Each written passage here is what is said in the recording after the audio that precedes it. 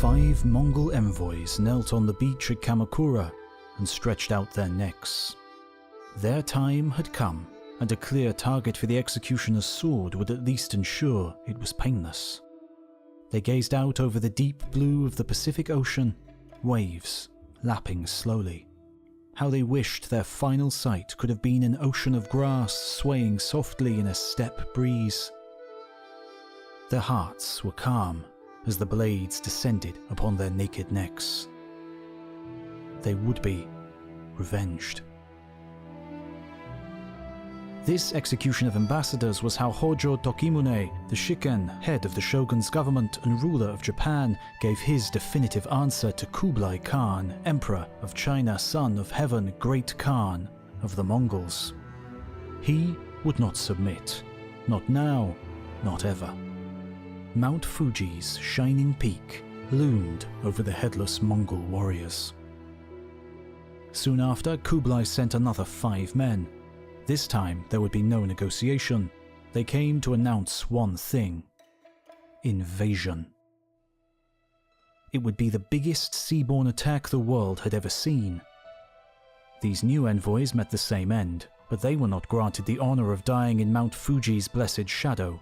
Their blood stained the western beaches where their compatriots had tried to land in Kyushu a year before. For the first invasion had come in November 1274. Great Korean ships replete with Mongol battle regalia and tipped with grotesque figureheads, still living Japanese islanders from the outlying domains of Tsushima and Iki were nailed, screaming hideously, to the prows. The armada stretching to the horizon obscured the waters and made land in Hakata Bay, northern Kyushu. Tight ranks of soldiers descended from the ships into the water and marched in formation, shields held high up onto the beach. This phalanx warfare was unfamiliar to the defending samurai. They were confused. When were they supposed to shout their challenge? To whom? How would they know if opponents were of appropriate rank? One of the defenders made up his mind, lifted his great bow, took aim at a mounted officer, and let fly.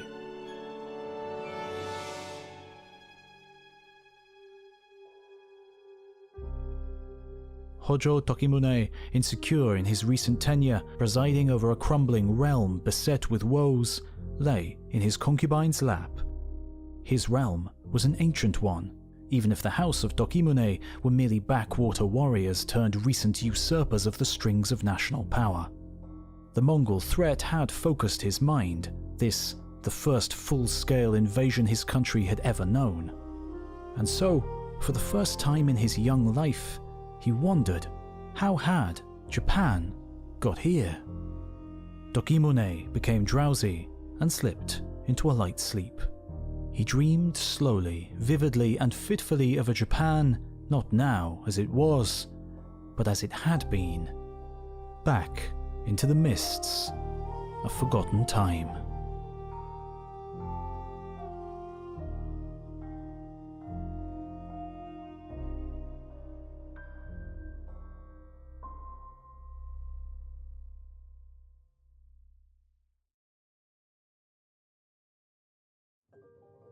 There are 7,106 living languages in the world today, each with a rich history going back millennia. How many do you speak? If, like me, you are not a natural language learner, Babbel is a great place to bump up your numbers. Whether you want to be able to communicate better at work, plan a trip, or simply explore a different culture's way of thinking, Babbel will help you start speaking a new language in just 3 weeks. It is one of the top language apps worldwide, with classes developed by real language teachers that teach real-world conversations, preparing you to have practical conversations about travel, business, relationships, and more. Personally, I've been using it to brush up on my Spanish. Even for someone who has a good level, it has been useful to learn new phrases and ways to communicate. También es una ganga. You can get 60% off your subscription if you follow the link in the description, with a 20-day money-back guarantee. Well worth trying. Thanks to Babbel for supporting educational content on YouTube.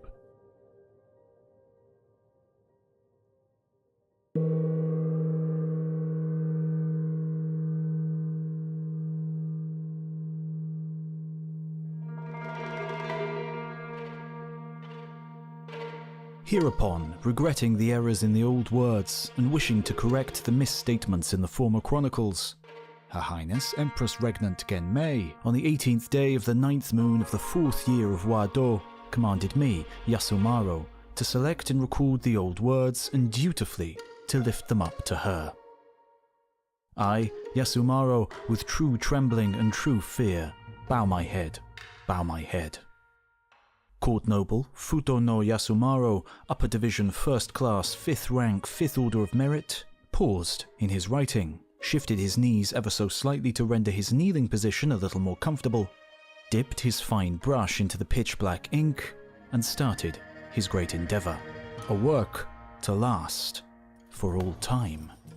Yasumaro went on to render the fables, legends, and vaguely understood myth of ancient times as fact, creating a divine fable to legitimize and deify the rule of his very human imperial masters, and the right of his people, the Yamato, to dominate all the other tribes and peoples of the land we now know as Japan.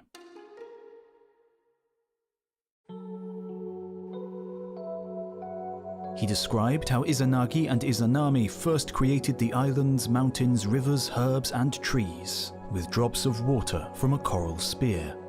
Then they begat the Lord of the Universe, the Sun Goddess Amaterasu, the greatest of their divine children. She sent her grandson, Ninigi no Mikado, to Earth as the first ruler of the land. But it was not only Ninigi who descended to Earth. His father, Susanoo, god of storms, uncouth and brash, was banished from heaven for his foul and evil behavior. While Susanoo's people conquered and flourished in Izumo in the west of the island of Honshu, Ninigi's people also prospered and multiplied in the south.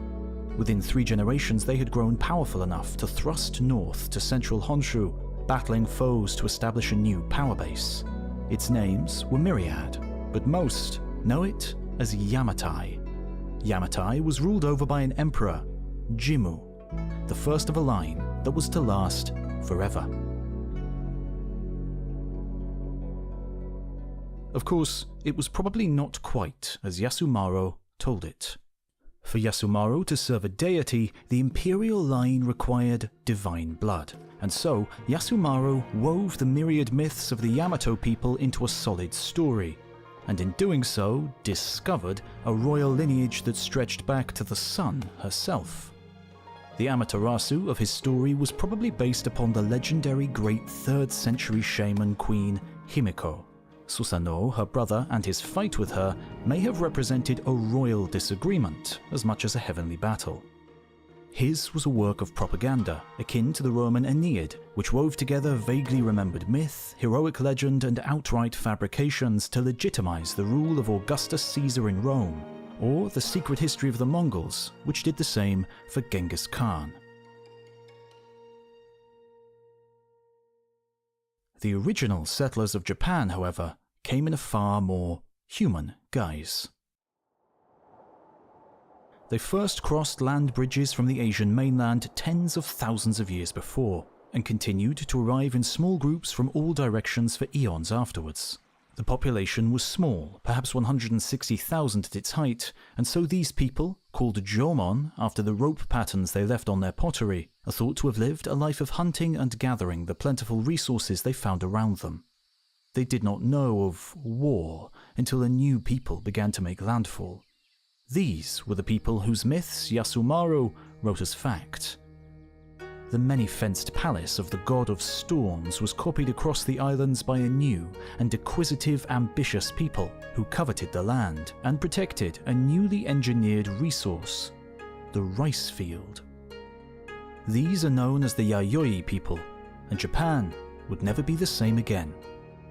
The ancient Chinese kingdom of Wu, where Shanghai now stands, was believed by the ancient Japanese to be where their ancestors came from, refugees from that kingdom, which was destroyed around the time that the Yayoi are believed to have migrated to Japan.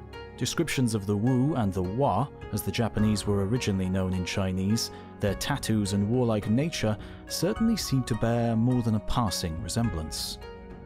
The archaeological and DNA record shows that a large body of the Yayoi period Japanese came from the north, Siberia, through Mongolia and Manchuria, down the Korean peninsula and across the seas. Some modern research also suggests that material and cultural similarities with civilizations on Java and other parts of Southeast Asia may exist. What is certain is that the Yayoi people were not the final pre-Japanese history humans to migrate to the Japanese Isles. Sometime in the first few centuries of the Common Era, a time of turmoil and war on the continent, a massive wave of people came from northern China, bringing with them material wealth and knowledge to improve just about every facet of human life on the islands. Some became nobles, had their names recorded, and entered the chronicles. Place and family names connecting modern Japan with these ancient settlers can be found to this day, but the exact details of early Japan can still be said to be lost in the linguistic and cultural mists of time. Which leaves us with the mystery of just who are the Japanese.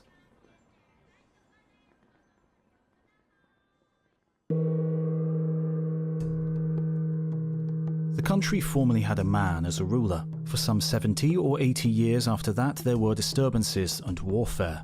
Thereupon, the people agreed upon a woman for their ruler. Her name was Himiko. She occupied herself with magic and sorcery, bewitching the people. Though mature in age, she remained unmarried. She had a younger brother who assisted her in running the country. After she became the ruler, there were few who saw her. She had 1,000 women as attendants, but only one man.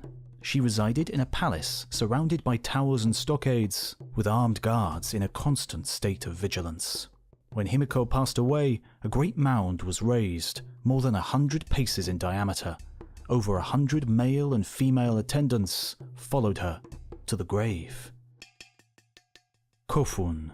162,000 of these burial mounds have been identified across Japan. They vary in shape and size, but the classic kofun is shaped like a keyhole or bell. The longest is over 400 meters. The burial chambers are of stone. Unlooted ones have been found to be adorned with paintings of court life and filled with useful accessories for the afterlife.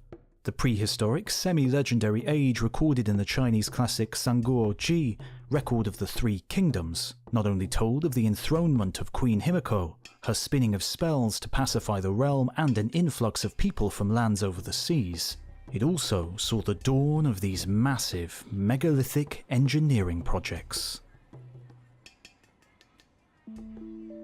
Despite her pure white robe of mulberry fibre, the warm evening and the flaming torches, a shiver of pure ice rent the girl's heart as she saw the mound, which would be her resting place.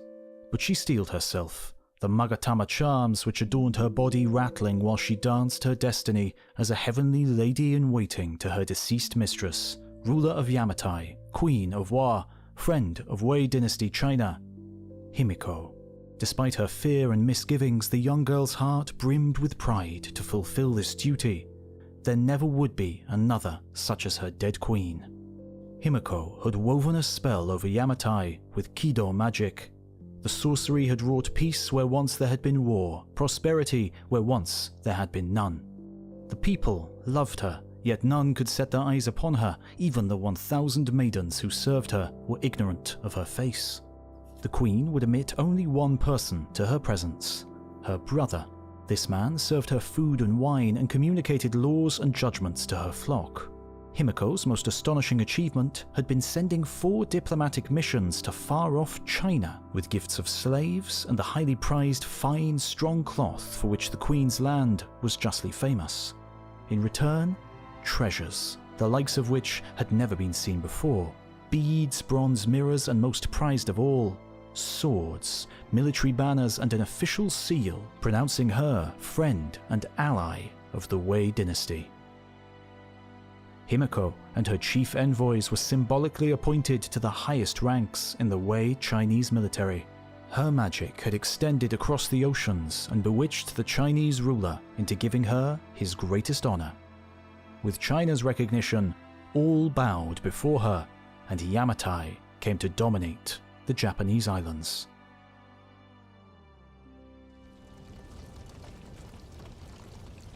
But, as is the way of things, the great queen breathed her last, and the people of Yamatai raised a great mound, a kofun, over her burial chamber. 100 youths and maidens were selected to serve her, until the end of time. And the young girl, shivering in the summer evening heat, was one. She danced on, past the crackling flames into the Kofun Mound, and on to the eternal afterlife. Himiko and her serving maidens are believed to be at eternal peace at the Hashihaka Kofun in Nara Prefecture.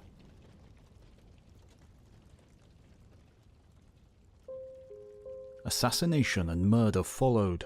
More than 1,000 were thus slain. A relative of Himiko named Iyo, a girl of 13, was then made queen, and order was restored. Zheng, an ambassador from Wei, issued a proclamation to the effect that Iyo was the ruler. This set a pattern in Japan. Throughout ancient times, women's status was high, and female monarchs repeatedly enter the chronicles. Some, like Empress Jingu, beat the drums of war. Others seem to have followed Himiko and Iyo in fostering a land at peace with itself.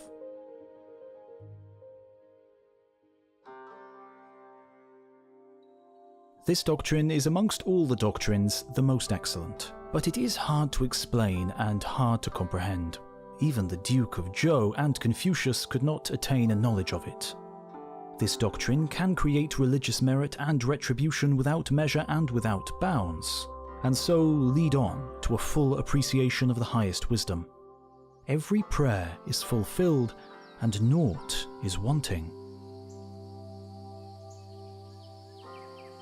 The people who made the Japanese islands their home did not forget about the lands their ancestors had come from, nor about the gods of those lands which they brought with them to become the gods of the religion we now know as Shinto. Long before the myths of Amaterasu and her descendants were written, Shinto was a living, breathing religion of nature spirits. Mountains, rivers, trees, stones, fire, and water. But the small kingdoms of the Japanese Isles had remained intimately connected to those on the Korean peninsula, trading, exchanging, learning, marrying, and warring.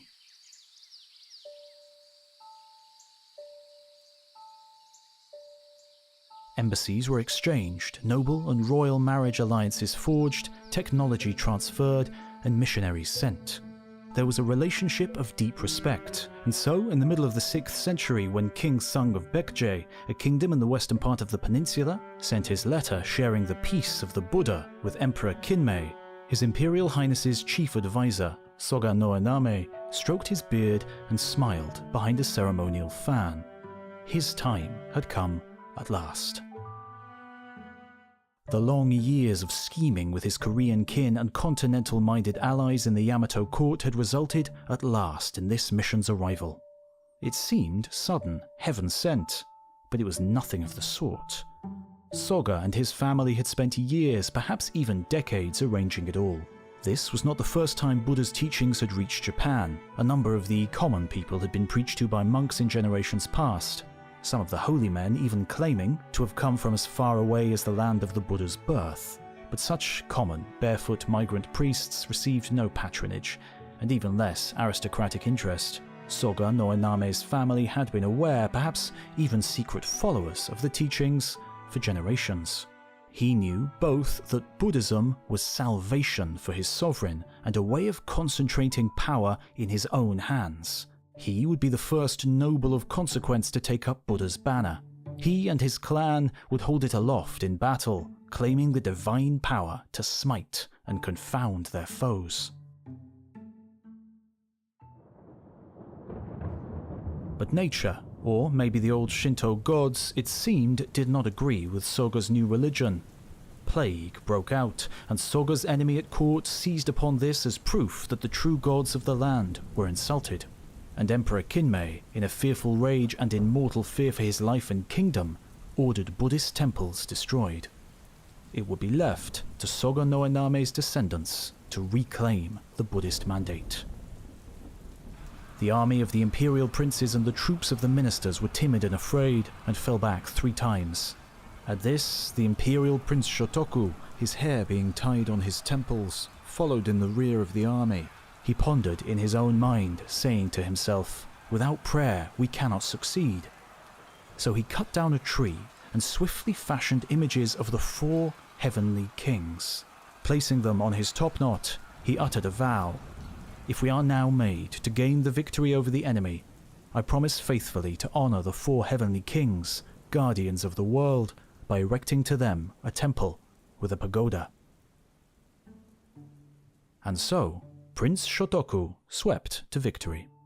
When he was appointed head of government under his aunt, Japan's first and longest reigning female empress regnant Suiko, he made Buddhism the state religion. Together they established temples, sent embassies to sway China, established a calendar to understand the heavens, and a constitution to enshrine both Buddhism and Chinese Confucian order as the guiding principles of life, at least for aristocrats in the new nation, which within a century would become generally known by a term he is said to have invented: the land of the rising sun, Nihon, or Japan. From the chaos and tribal infighting of the 5th century, Shotoku and Suiko established the roots of a stable state, which would in time come to dominate the 3 main islands, Honshu, Kyushu, and Shikoku, and impose semi-vassal status on the wild tribes of the north and the tattooed Amami Island peoples of the far south. Future religious and secular leaders would claim that he came to them in visions and dreams, inspiring them to great deeds and profound spiritual understanding. In his vision, his accomplishments, and the recognition granted him down the ages, Prince Shotoku can justly claim to be the father of the nation we now know as Japan.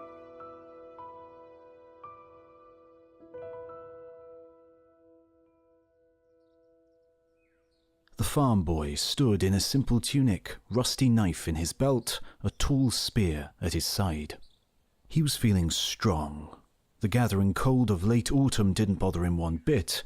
Instead, the blue sky gave him hope and strength. The conscript reflected on the fact that he was a peasant no more. He was now a great warrior for his lord and king.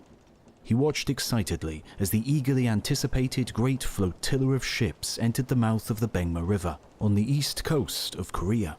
Tens of thousands of men bent to the oars, chanting in unison as the small vessels, which had successfully made the treacherous crossing from Kyushu, made their way up the river.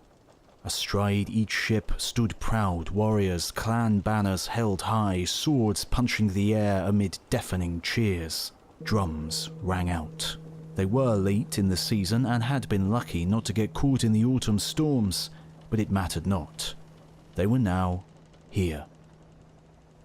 Baekje, the kingdom from which Buddha's peace had entered Japan, was an ancient Japanese ally on the Korean peninsula, but had fallen to an alliance of Tang China and another Korean kingdom, Silla, in 660. Following that defeat, those who could fled to Japan to plan their comeback with the help of the Japanese. This vast army and armada of boats was the result.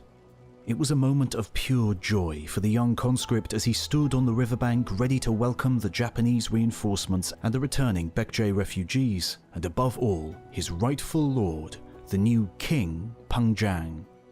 This king would stamp the seal of peace on their lives and coat it with the blood of the wretched oppressors. The river was filling up. It had become almost impossible to see the water flowing beneath the sleek vessels, they were so numerous. 800, his commander had told him. All the conscript knew that was with such a host they were sure of victory. Everyone was in good spirits. The moment for revenge had arrived. It was October the 4th, 663. The motherland was on the cusp of being restored to its former glory. The flotilla got larger and larger as more and more ships entered the estuary and started to head upstream. But there came a point when they were so jammed together that movement all but ceased. This was the moment the hidden Tang Chinese ships had been waiting for. 170 of them sprung the trap, speeding downriver from inland harbors, raining flaming arrows down on the unprepared Japanese and Baekje Korean vessels. The young conscript watched in horror as his kingdom's salvation floundered and died before his eyes. Then, from the hills behind him came the sound of shouts. A conch shell rang high, then low, the order for cavalry to form up. Hwarang, Sylla's renowned cavalry, trained by warrior monks from childhood to revere the law, obey all orders, to love and fight for the death of their comrades, and to exterminate their foes. They were said to sooner die than retreat. The young Baekje conscript now saw himself for what he was. No great warrior. A mere mountain peasant dressed in hemp clothing, armed only with a simple spear. It was now he knew fear in his heart. Behind Baekje's dwindling forces, the Tang ship had closed in and hand-to-hand fighting covered the floating battlefield. Surviving Japanese warriors from sunken ships climbed the muddy riverbanks and joined the rear of the conscripts' formation. There was nowhere to run from the circling Hwarang. The only hope was the ever smaller mass of men around their king. Then they broke. The few remaining men headed for the safety of the hills as the Hwarang swarmed around them, impaling the fleeing runners on razor-sharp lances. They held out, fighting a low-key guerrilla war for years in the mountains. But after a decade, the dwindling band of freedom fighters knew that all was truly lost. There was to be no Baekje resurrection. Japanese ships again made the dangerous voyage to the continental peninsula to perform the evacuation of their Korean allies and kin. The minister Yeo Jasin, the minister Gwisil Jipsa, and others, men and women to the number of over 700 persons, were removed and settled in the district of Kamafu in the province of Omi. As Baekje fell, all those who could, perhaps many thousands in all, escaped to the Japanese islands with the retreating Japanese troops, and in the decades following, they were welcomed and integrated into society and national political systems. Their traces survive to this day in place names, culture, and family surnames. This was a pivotal moment for Japan. No longer would it be intimately entwined with the continent. From now on, it would turn inwards, concentrating on its own affairs, staying well away from continental politics and conflicts. Silla, who soon conquered the whole peninsula, never forgot that the Japanese had supported their Baekje enemies. The relationship between the Japanese Isles and the Koreas had soured, never to regain its former warmth.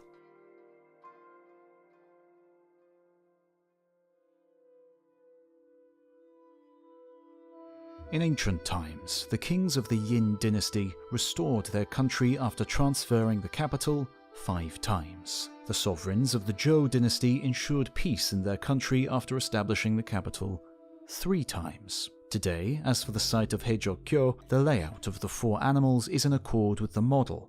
Mountains guard the site in 3 directions, and the divinations suggest good fortune. We should build a new capital at this site. Materials for construction as the need arises should be listed and reported. Plans should be carefully worked out so that they would not be changed subsequently. Bodhisena had travelled the world, over icebound mountains, through parched desert, across lush farmland, and upon the deepest seas in his quest to find Manjusri, a long-dead enlightened one, a bodhisattva of wisdom, who appeared to him in a dream as a youth in India. It had taken him years, but now he was reaching his journey's end. Gyoki, the Japanese monk who walked beside him, was Manjusri reincarnated. He was sure of it. They had met before in another time and place, another life, in the presence of the Buddha himself. Gyoki solemnly led Bodhisena onto their destiny, the great city of Heijokyo, Japan's new capital. Nothing like this had been seen before. The land had been unified. No longer was it merely the statelet of Yamato, it was now the land of the rising sun, Japan. It was no longer appropriate or dignified for the court to up sticks and be loaded onto the back of ox wagons every few years. China had long ago built an established capital. It was high time that Japan should join the civilized world in this matter, just as it had so many other ways over the centuries. Foreign states needed to understand the full dignity and civilization of the city's inhabitants, and its rulers needed to know where to send diplomatic missions and tribute. And what is more, heaven needed to know where human power lay on Earth. Moving had surely confused the gods, caused them to look less favourably on the realm. The time had come. On the day of Jiaji in the 11th month, the cabinet offered a proposal to the emperor as follows. We hear that, in ancient times, lives were so simple that people lived in caves in winter and nests in summer. In recent years, the noble people live in palaces instead. We also have the capital for the residence of the emperor. Since the capital is visited by people from remote provinces and foreign countries, how can we express the virtue of the emperor if the capital lacks magnificence? We offer a proposal to decree that the authorities should instruct noblemen and wealthy commoners to equip their houses with tiled roofs, vermilion pillars, and white walls. Heijokyo was the answer to all these problems, desires, and prayers. A city of 100,000. Nobles, commoners, and slaves alike walked within its numerous precincts. Peasants delivered food and other supplies from the hinterland. Pretty girls arrived to make their fortune in the pleasure districts. Criminals slunk by in the shadows, hoping to grab a tiny slither of the glorious riches for themselves. Imperial councillors and civil servants also came from much further afield, from as far away as Persia, a land lost in the haze of the vast sand and grass desert which was known to exist beyond China. Chinese scholars, merchants, engineers, and architects from Great Tang roamed the streets and haunted the halls of learning in their flowing robes, sporting their long status-marking nails. Work with one's hands and fingers was left to the mere illiterate peasants and the servile classes. A grand imperial repository called Shosoin was established to exemplify the permanence of the new city. The royal treasures, tribute and gifts from neighbouring states, some emanating from further even than the most exotic of inhabitants, the extreme wilds of lands in the far west whose names were unknown, would no longer be subject to rude upheaval. They would rest in peace, as symbols of imperial legitimacy, international recognition and power in the sacrosanct precincts of the brand new Todaiji Temple. Prince Shotoku's reforms had woven their logical path to this point. The loss of allies and bases on the continent, no longer a buffer zone, had led to this point. Japan's establishment as a state had led to this point. Of all the people who roamed the wide boulevards of the new capital, Bodhisena truly stood out. He was by far the darkest-skinned and perhaps close to one of the most learned men to have ever walked the winding mountain roads of Japan. A Tamil man from the deep south of what is now southern India, he had travelled the world seeking Buddhist truth, and his search had eventually ended here. He was only in his 20s. The imperial court was thrilled to have a guest from lands so close to those of Buddha's birth, and granted Bodhisena land for a temple, encouraging him to share his deep knowledge and saintly aura. However, Bodhisena did not simply settle for a quiet temple life.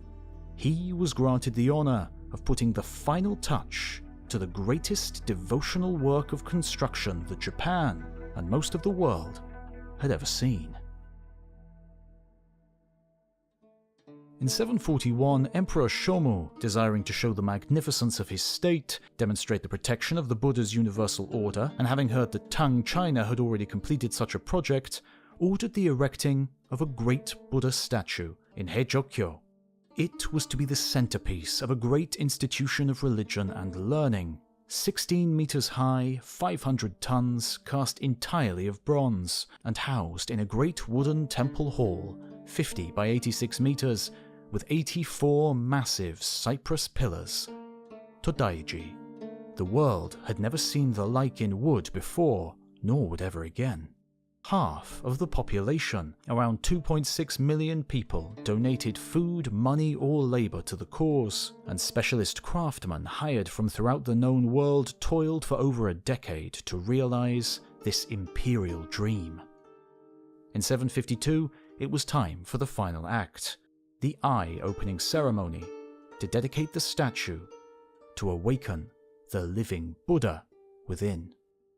Before dignitaries from Tang China, all the Korean kingdoms, 10,000 guests and 4,000 dancers, moving to the dignified and majestic sounds of hichiriki oboes, fue flutes, koto, biwa lutes, and myriad drums which formed the new imperial music brought by Bodhisena, the Tamil priest himself painted the Buddha's eyes. It must have been a profound moment of holiness and spirituality. With the painting of his eye, the Buddha lived in Nara, in Japan. The great Buddha's love and protection now emanated from the Japanese capital city to warm and protect the world with its light and sanctity. The brush Bodhisena used is still preserved in the treasury today.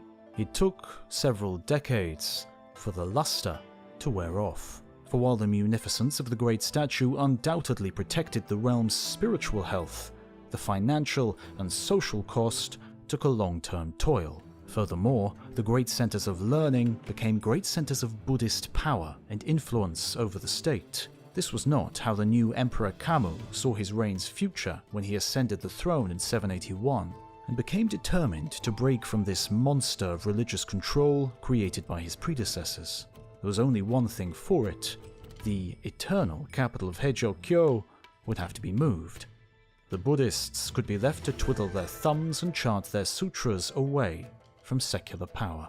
Nagaoka was the site chosen in 784, but it was not a success, and a decade later, in 794, Heian-kyo was eventually founded, and over the next decades blossomed into a glorious and fitting capital city to truly rule the land in harmony. This new city grew in size with the building of the vast, sprawling mansions of the 1,182 noble families of the land, a third who traced their lineage to Chinese and Korean families, a testament to the global draw of the polity which had been built over the last 2 centuries in central Japan. The economy thrived, and the libraries became the world's envy, with over 1,500 Chinese classics available for the reference of ministers, scholars, engineers, craftspeople, and soothsayers. Over the next few hundred years, Chinese book collectors even visited to copy volumes of ancient literature that had been lost in China itself. Kyoto, as it later became, was to remain the imperial capital until 1869. But it was on Japan's borders where the real battles were being held.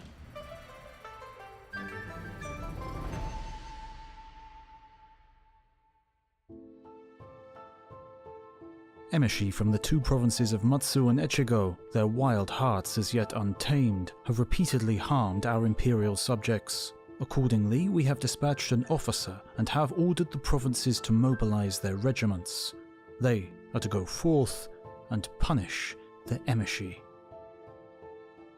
The villages of sturdy wooden huts were small but warm and secure.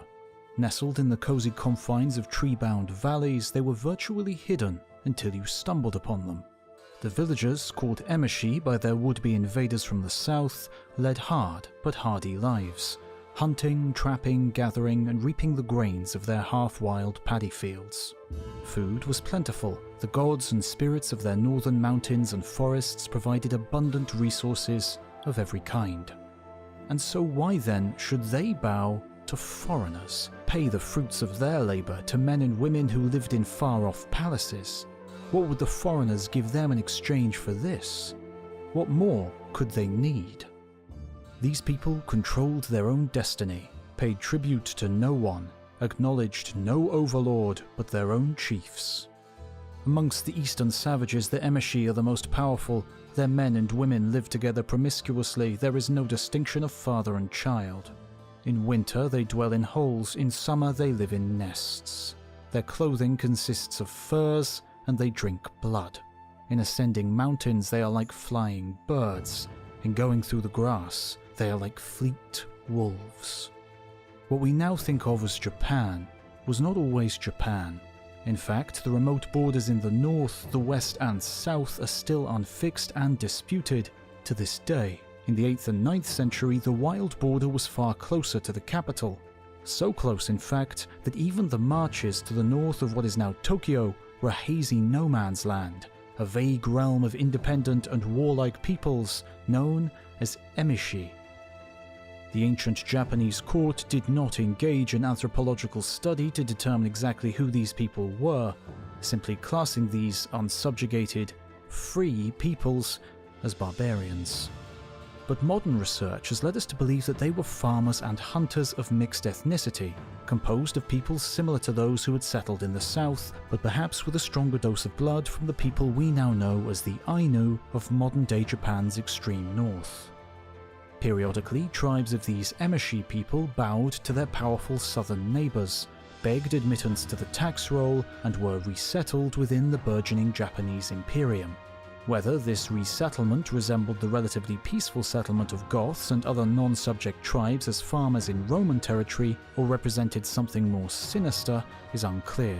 But it is thought that at least some of the settlers were captive women and children, whose still resisting husbands and fathers were then enticed to surrender and join them in exile. However, in the main, the north remained beyond the pale, and the court at Heijokyo decided that something must be done about it. In the early 8th century, several punitive expeditions consisting mainly of infantry conscripts set out, but the skill of the enemy horsemen, cumbersome supply lines, and deep winter snows meant little was achieved. And so, in 774, the emperor decided to do something more definitive. He declared the commencement of the Great Pacification Era. Because military action brings hardship to the people, we have long valued the broad virtue that embraces the myriad things and have eschewed war. But a report from our generals makes it clear that the barbarians have not amended their wild hearts. They invade our frontiers and ignore the instructions of the sovereign. What must be done cannot be avoided. The Heijokyo court were conscripts, mainly from provinces adjoining the barbarian territories. Non-professional peasants serving as part of their tax duty, providing their own weapons and armor, and not expecting to be in the field for long. Those who commanded them were chosen for their noble titles as much as their leadership prowess. The Emishi, despite their own recorded testimony being lost to time, seem to have been warriors born, and despite their numerical and equipmental inferiority, could, as with the Viet Minh in Vietnam, attack swiftly from nowhere, before melting back into the dense, dark forests of their homeland.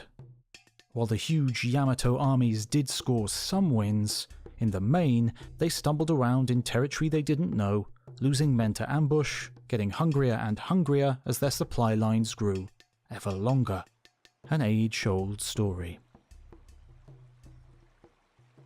The Emishi chieftain Atarui sat atop his fleet horse, his bow as yet unstrung. It was the 5th month of 789. He gazed at the vast enemy force arrayed before him in the valley. Behind the marching Yamato troops sent by Emperor Kamu smoked 800 of his people's homes, raised as the slow-moving infantry progressed towards their doom, because the flaming homes had been sacrificed to a grand plan, an elaborate trap. This advance guard had been lured over the Koromo River by easy pickings and the promise of a seemingly small and easily defeatable Emishi skirmish force of a mere few hundred. The Emishi had stood their ground at first, let the attackers think it was the main force earnestly defending their homes. They then feigned retreat, withdrawing while keeping up a running battle with the 4,000 Yamato troops. The invaders' plan was for the remainder of the massive invasion force, nearly 50,000 men, to cross the river now, with no Emishi defenders to threaten and thwart their passage. But now was Atarui's moment. He and his 1,000 warriors sounded their battle cry.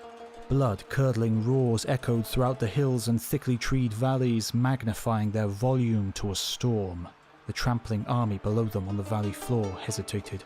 A sharp intake of breath sounded, and a proud, Chinese-style war banner drooped slightly as its bearer looked around, spooked and afraid. Then, Atarui sounded his conch horn. It rang through the valleys and hills of his homeland. The cavalry started slowly down the forested mountain, as yet the enemy could not see them. They could simply hear the cries and shouts of a large host approaching fast. The men on the valley floor's imaginations ran wild. It seemed as if a great horde of riders was bearing down upon them. It was too much. They broke and ran, trampling their once proud war banners beneath their freezing, sandaled feet. Those that managed to reach the river began to wade outwards, towards the safety of the far bank and the troops yet to cross. But these were treacherous waters. They flowed fast. Over 1,000 men succumbed to the depths. 1,250 more survived only by discarding their weapons, a sacrifice to the goddess of this forsaken northern waterway. The army did not attempt another crossing. The commander Kino Kosami issued this report to the emperor.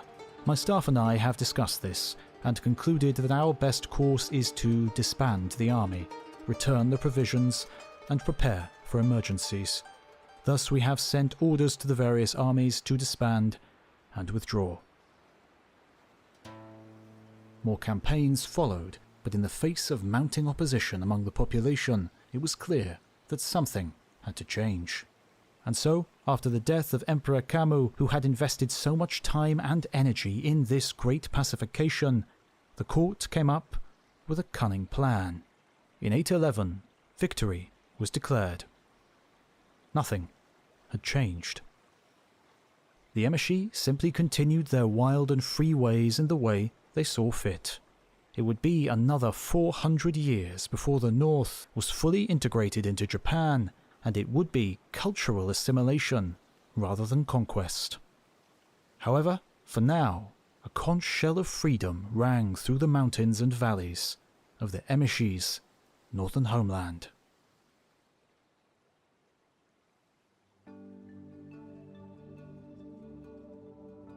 A western houri beckons with her white hand, inviting the stranger to intoxicate himself with her white hand.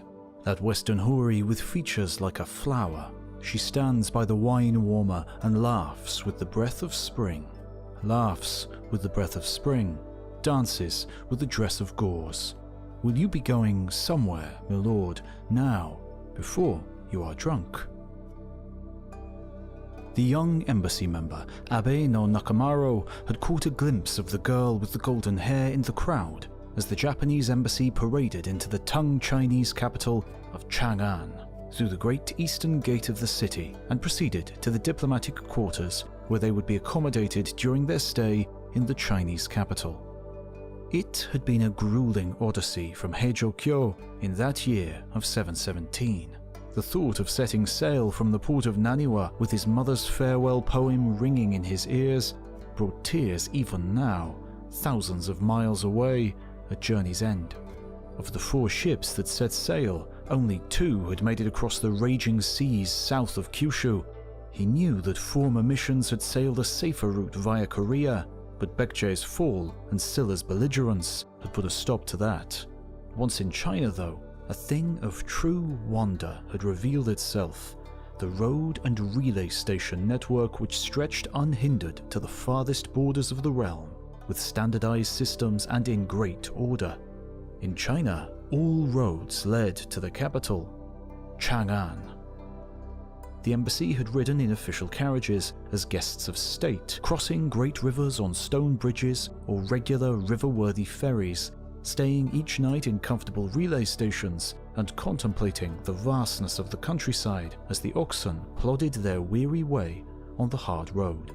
And now the young embassy member was here, in the center of the world, a city of more than 1 million from all corners of the earth inside the awe-inspiring fortifications, and yet all he could think of was the revealing dress of gauze, the curve of the body revealed beneath, and the outlandish yet oh so enticing hair, like fine golden strands woven through silken cloth. He wondered what type of barbarian she was, whether she had come from the end of the world as he had.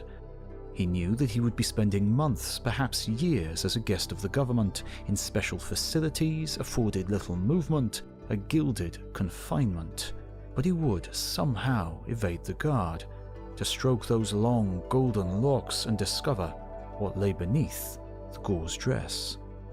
This truly was a city of wonders. He would discover the world in Chang'an and return to Heizhou-kyo to recount stories of his epic adventures. Of that, he was certain.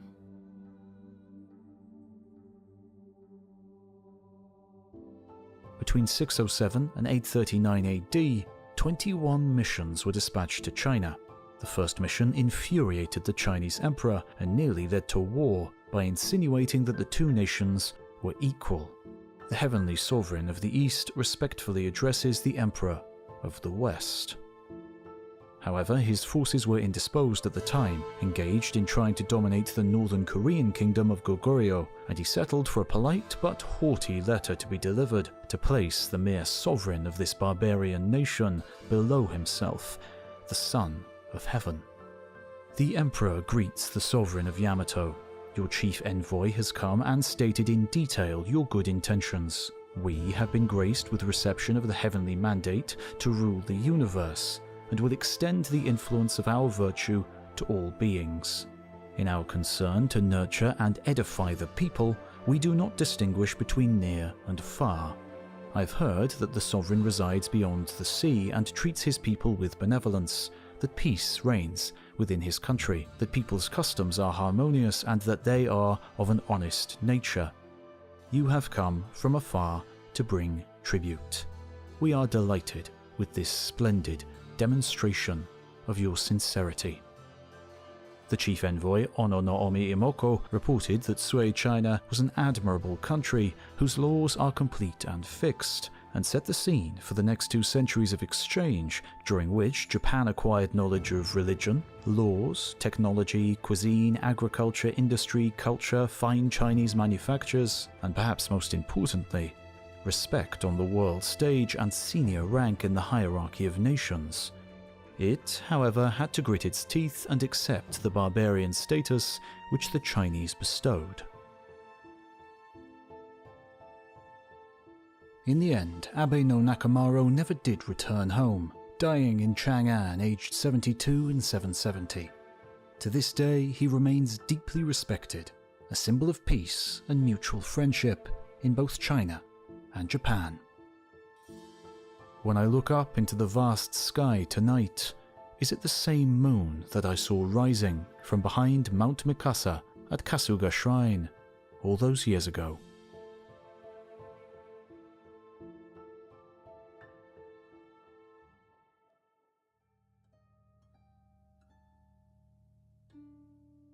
In the breeze scatter soft snow flurries, so brief that it's intermittent.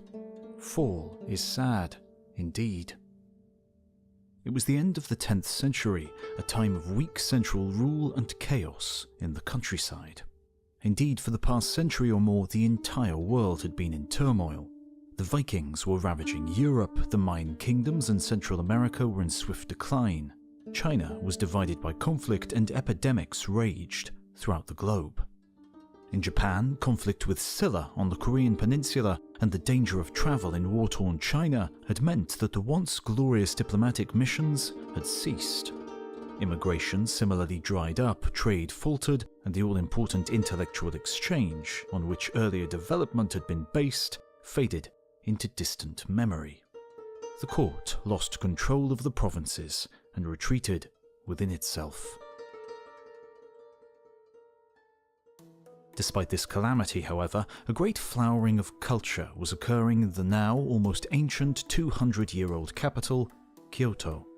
Great volumes of poetry were declaimed for posterity, gorgeous clothing recorded in immortal artworks, music and dance of great sophistication composed to be handed down the generations for 1,000 years. And perhaps most wonderful of all, a great literary tradition came into being. The world's first ever novel, Murasaki Shikibu's Tale of Genji, was written in serial form in the early 11th century, and other women, especially those of the court, brushed their witticisms and ironic reflections into diaries, which are still enjoyed to this day. Prime among these female authors, somewhat akin to trend-setting celebrity influences of our modern world, was Sei Shonagon. Fine then, how to be hard-hearted from me you have learned, but to promise then not come? Who taught you that, I wonder? As far as Sei was concerned, the common people were little better than worms. One occasionally caught a glimpse of them as one travelled through a village, their clothes threadbare, unperfumed and untrammelled by colour of rank, their children naked and gaping. Once she had seen a small boy, no doubt abandoned by his commoner mother, much as animals leave their young to fend for themselves, standing and gaping at her from the side of the road. He did not move, simply stared at her carriage the whole time, gawping. Could anything have been more rude? Sei Shonagon, lady-in-waiting, court chronicler, diarist and social commentator, had reflected on this and other events. As far as the courtier was concerned, it all went to show just why the court should be kept apart as far as possible from what lay without. She'd even heard that the common people mated without even attempting poetic courting first. The noble lady simply imagined it to be a free-for-all in their hovels. The males did exhibit a modicum of decency by living with their lovers' parents and their begotten offspring, at least until they had had enough and wandered elsewhere, or succumbed to one of the diseases which were of course rampant among the servile masses. Perhaps most astonishingly, however, the females fed offspring with milk from their own breasts, not even having the wherewithal to hire a team of wet nurses to suckle their young.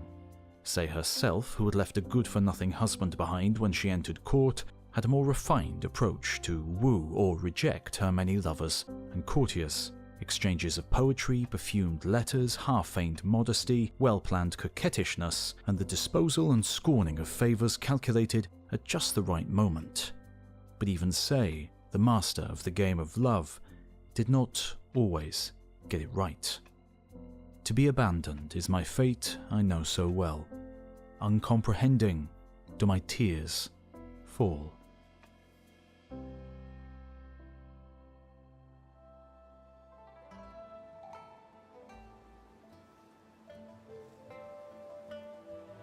The razor-sharp sword slashed downwards towards the unmounted warrior's neck. To finish the job, the rider grabbed the unhelmeted head by its hair and twisted, pulling the head from its body. The victorious killer threw away the prize as if it was nothing and galloped proudly away. As she rode off the field of war into the distant mountains, Tomoe Gozen removed her helmet and shook her long jet-black hair free. It billowed in the wind behind her like a battle standard, announcing to all that one of history's greatest women warriors had fought her last battle and fought it well. While Sei Shonagon and her noble kin lived their closeted existence in Kyoto, over in the east, events that would have repercussions reaching to the modern age were evolving. A class of clans, connected by hereditary service to a military commander, were emerging. As they served only one lord, they became known by a word which means to serve: samurai. Within 100 years, in the 11th century, at around the same time as the age of chivalry was dawning in Europe, powerful samurai warrior clans were exerting great control over the imperial court. One in particular, the Taira, seemed to be in the ascendancy, and the leader of the clan, Kiyomori, managed to have his 3-year-old grandson installed on the chrysanthemum throne as Emperor Antoku. All seemed to be going very well. In the east, Taira's ancient foe, who had been thought vanquished, the Minamoto clan, led by Yoritomo, raised a host and marched west. When the Taira generals perceived their resurrected foe's strength, they retreated swiftly back to Kyoto without engaging. The next few years saw the east and north fall to Minamoto forces, while the Taira lands suffered natural disaster, famine, and pestilence. However, they remained undefeated and safe in their Kyoto base, biding their time to strike. And in 1184, the Taira felt their time had come. A huge force of 100,000 was levied, and the men of the capital region made a leisurely progress north to combat the Minamoto in their mountain lairs. On June 2nd, 1184, battle was joined at Kurikara. It took place in the old, honourable samurai fashion. Melees were fought between picked champions, Warriors called out their lineage before engaging, and all the proper protocols were observed until night fell. The heavily outnumbered Minamoto sent flaming bulls, enraged and in mortal panic, running through the Taira troops. In the chaos, the camp was abandoned, and it is said, thus did 70,000 horsemen of the Taira perish. Buried in this one deep valley, the mountain streams ran with their blood, and the mound of their corpses was like a small hill. The Taira fled Kyoto, taking the young Emperor Antoku, his treasury, the imperial regalia, and anything else they could grab. They fled still further west, until they could flee no more. Final battle was enjoined at a place called Dan-no-Ura. The fighting took place with ships' decks forming a treacherous, swaying battlefield. One wrong step and heavily armoured warriors, unused to fighting on the sea, would fall to watery deaths. Emperor Antoku, still just 6 years old, was placed on an insignificant-looking boat, so that while the Minamoto concentrated their arrow fire on the flagship, he remained safe. But a traitor, Taguchi Shigeyoshi, defected and revealed the ruse. Arrows rained down on the rough-hewn boat, which formed the last few feet of Emperor Antoku's once glorious realm. As the Taira realized there was no further to flee, the Emperor's grandmother held him in her arms. Finally, she jumped. In the depths of the ocean, we have a capital. The Taira were destroyed for all time.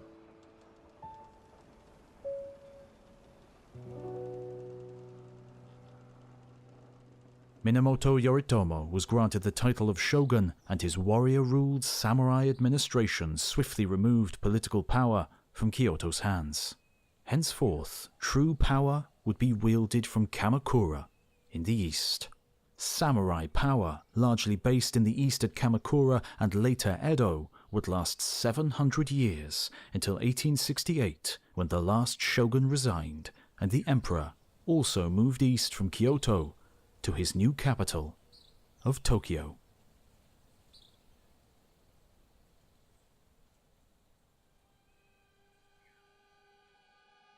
Monks and priests today are fawning and devious, and they confuse the people and lead them astray.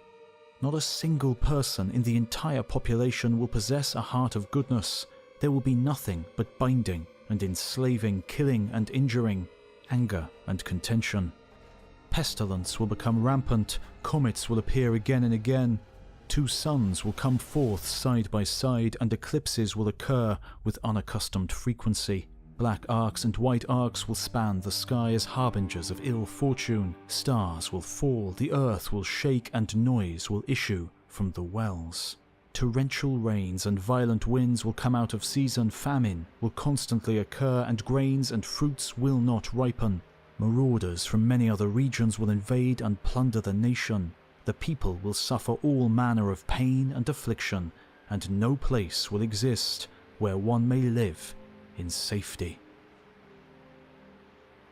The priest Nichiren placed down his pen, knelt on the hard earthen floor of his hut, and gazed through the open door down his green, pine-coloured valley. He had said his piece. Rulers do not generally like to be told they are evil and mistaken, especially young, rash ones who live in fear of invasions predicted by raving, holier-than-thou priests. Rival priests with the ruler's ear do not like to be described as fawning and devious, and no one likes to think that marauders from beyond the sea will appear over the horizon to slaughter the men, take the women, and enslave the children. And so Nichiren was condemned to death and dragged out of town to the execution grounds at Katase. In the dark of night, he frantically threw his holy vestments on the branch of a tree to avoid them being soiled by his blood. The calm sea shimmered in the light of the moon, and soft waves bathed the beach with their gentle ebb and flow. As the executioner's sword hovered above his neck, awaiting the order to strike, Nichiren raised his face, and despite himself, he swiftly composed a prayer to the god of the moon. Suddenly, the sky was rent in two by a brilliant light. Nichiren heard the dull yet sonorous sound as the sword fell from his would-be killer's grasp and the patter of running feet on the sandy beach. The execution corps fled. Soon the holy man was alone with the sea, the stars, and the moon, his savior. The priest let 2 handfuls of sand seep slowly through his fingers, got slowly to his feet, walked up to where the grass met the sand, retrieved his vestments from the beach where they still hung, and then sank to the ground once more. The divine being had vouched for his virtuosity, saved him from death, to continue his mission on Earth. And Nichiren was right. After the relative stability of the shogunate's early years, environmental catastrophe, natural disasters, and weakening government were leading to social breakdown, starvation, and appeared to be ushering in the end of days. But all of that was nothing. As Nichiren had predicted, the horsemen of the apocalypse were about to descend on the Japanese Isles. Mongols. We, by the grace and decree of heaven, Emperor of Great Mongolia, present a letter to the King of Japan. We have pondered that from ancient times, even the princes of small states have striven to cultivate friendly intercourse with those of adjoining territories. We beg that hereafter you, O King, will establish friendly relations with us, so that the sages may make the 4 seas their home. Is it reasonable to refuse intercourse with each other? It will lead to war, and who is there who likes such a state of things? Think on this, O King. The first letter had arrived in 1266.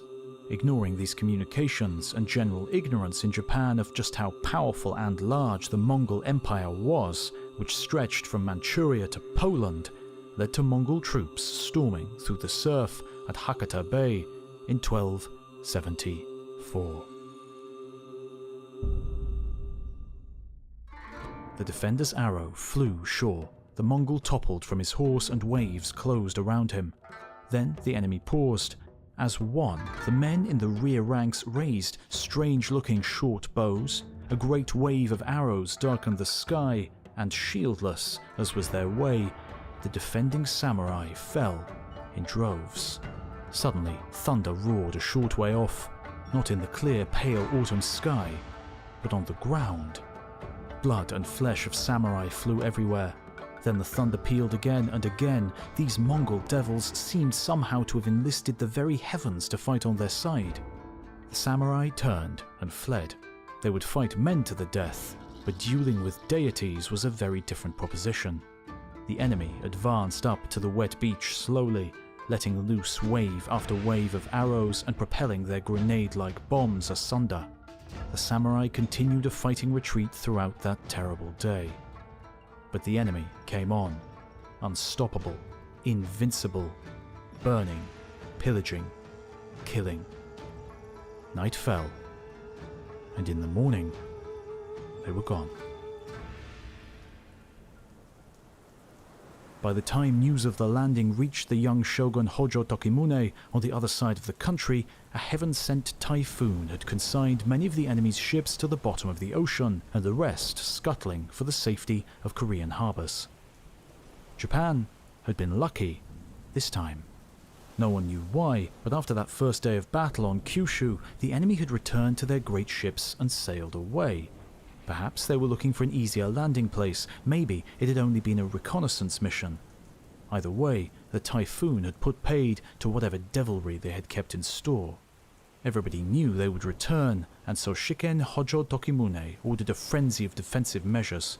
All along the eastern coast, walls were to be built, lookouts to be permanently posted, troop numbers multiplied, even weapons to be redesigned to counter this new threat. Kublai smashed his fist into the floor. These snakes, these worms, these dwarvish barbarians of the East. They had performed relatively well against one puny reconnaissance mission in the previous year, and now they thought they could behead his peace envoys with impunity.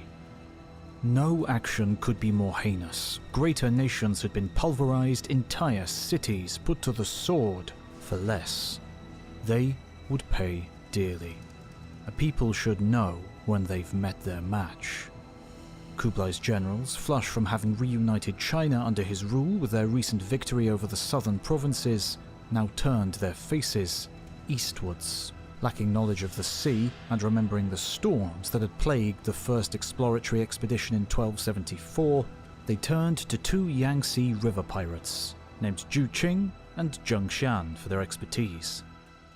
Two fleets would sail for Japan, one of 900 ships from Korea and another of 3,500 ships from southern China. They would carry 142,000 men, the biggest invasion force in history, not to be exceeded until the Allied invasions of Normandy in 1944, nearly 700 years later. Shiken Hojo Tokimune was petrified. He knew what his fate would be should the Mongols reach the capital city of Kamakura. It was well known that the Mongols refused to spill monarch's blood, but Tokimune, although a ruler, was in truth merely a regent, not of royal blood. His family had usurped both emperor and shogun.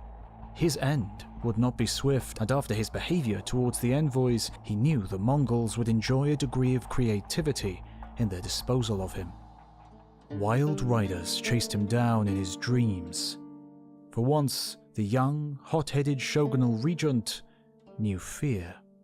To calm him, Tokimune's spiritual counselor, a recent refugee from southern China, the Zen master Mugaku Sogen, told him the story of when the stinking barbaric nomads had reached his temple in China. Mugaku had knelt unmoving on the floor, the only monk who had not fled. The flames of Mongol devastation crackled around him as a lone rider approached, dismounted, and drew his sword for the mortal blow. Mugaku, ignoring the stench of horse and human sweat, raised his voice to a little over a whisper and looked the rough-looking rider in the eye. I searched the universe and found the answer. People are empty, even Buddha's teachings are void. Your great sword will be as lightning, cutting the spring breeze.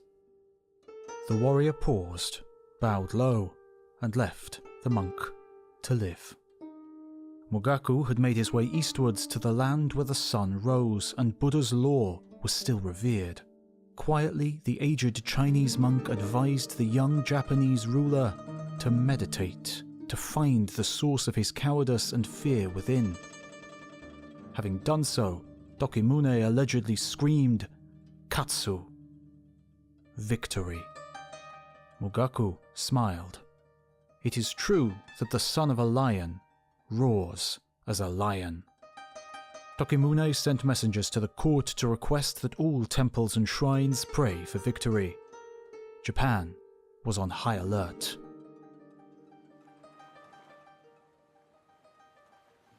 Kikuchi Takefusa, mounted atop a fine steed, bound in purple armor, crimson cape billowing in the fresh sea breeze, watched the water boil with enemy ships.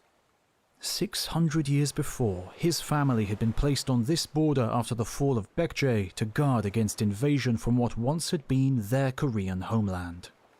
That attack had never come, and countless generations had lived in peace. Until now. The Mongols had brought their Korean, Jurchen, and Chinese vassals to subjugate and add yet another realm to their vast empire.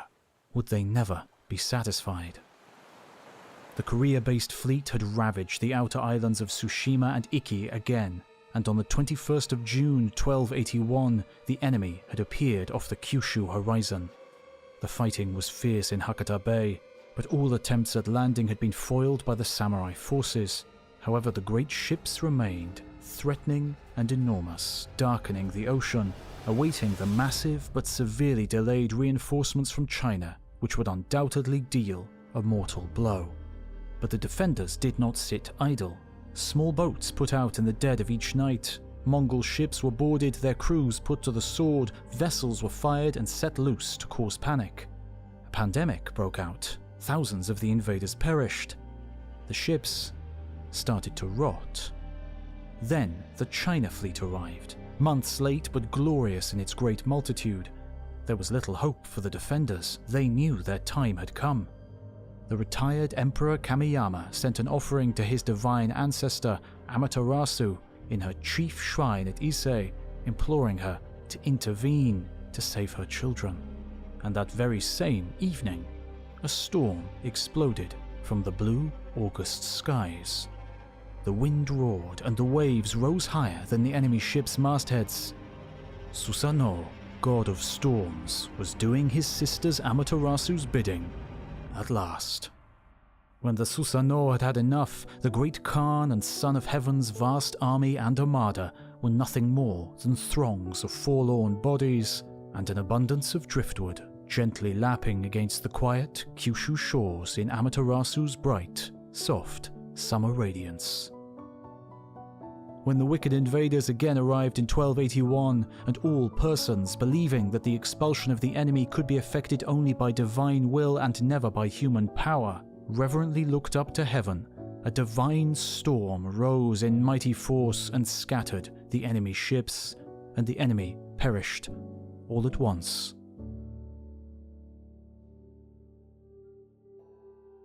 In China, the Mongols never totally recovered from the massive material and morale-seeping defeat, and although their Chinese domination would struggle on until 1368, it had been in truth dealt a mortal blow. Against all the odds, Japan's ancient, mythical mother, Amaterasu, with a helping hand from her good-for-nothing storm god brother, had won the day. A new Japanese unity was formed in Mongol fire. The island country of rival clans, competing power centers and riven factions that had disintegrated into banditry and disunity 400 years before, and only in the last century found an uneasy balance and firm borders forged in civil war, had, under threat of foreign invasion, established a feeling that it had never fully enjoyed before, that of one nation united against a common enemy. Japan would remain Japan.